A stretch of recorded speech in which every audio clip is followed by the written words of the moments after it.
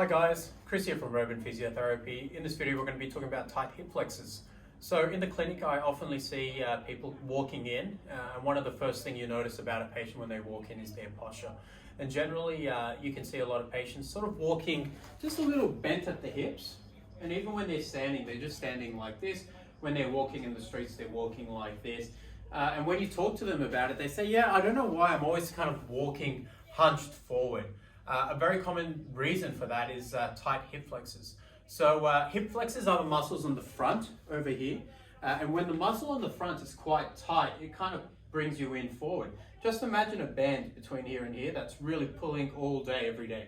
The reason for tight hip flexors is generally just a lack of, say, stretching, or it's particularly common in people who work in offices for a long time and are sitting all day. Truck drivers who are sitting for, are driving for 8 to 10 hours and sitting in their trucks.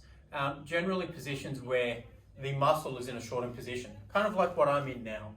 So for people that are spending all day sitting in chairs, you will find that they really do have tight hip flexors. The other reason for people to have this sort of positions is not just tight hip flexors, but also weak glutes. And we'll cover that in the next video, where the muscles in the back that are responsible for being straight aren't working strong enough or lasting enough. So with those two things, tight hip flexors on the front and weak glutes on the back, it's not a good combination. So people tell me then, hey Chris, how do I make my hip flexors loose? Now there's a really good stretch which I'll show you. I commonly see it with a lot of soccer players on the field, but not many people are doing the stretch right. So in this video I'm going to be, I'll show you exactly how to do it and the little detail that people often miss. So how to stretch your hips is pretty simple. Get something comfortable for your knees so that you're not doing it on a concrete floor or tiles. And what you do is you start off in this position, okay? Now what people commonly do, which is incorrect, is they do this when I tell them to stretch their hip flexors. They're like, yep, we've got a good stretch there.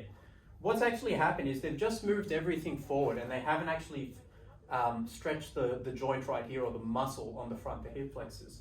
So what you do need to do is you just put one hand on the back, sort of where your belt is.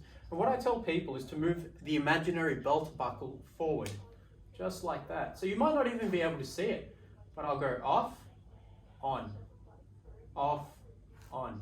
It's so minute, it's really hard to see, but I can feel a huge difference when I hinge at the hip joint over here. So where the belt buckle would be, we want to hinge backwards like that. And so just holding that for a couple of seconds is really good. The other thing I recommend people to do is what's called a dynamic stretch, which is basically pulling on a muscle. So a muscle responds a lot better when it's pulled on several times rather than being pulled on once and just held there. So that's what a dynamic stretch is. And so what that means is just pulsing the stretch, just going forward and back, just like that. Good. And swapping the other side. So again, just where the imaginary belt line is and the belt buckle, pushing that forward and back, forward and back. And it's so minute, again, you might not realize that it's happening. Good. The other way to release your tight hip flexors is using a foam roller, and I'll run through that now. So get the foam roller, half of the foam roller under one leg, so around here, lying on that side, and just rolling back and forth over that hip flexor.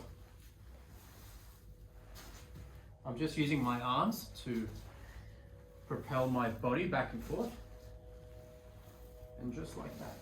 Now you can do the other side.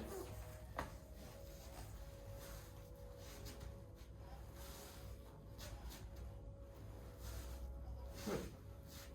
So that's another really good way of doing a hip flexor stretch. The other way I like to do it is just to place the foam roller where your heels are and just slowly lean back. And you'll also get a bit of a quad stretch there, but you will also get a very profound hip flexor stretch. Perfect.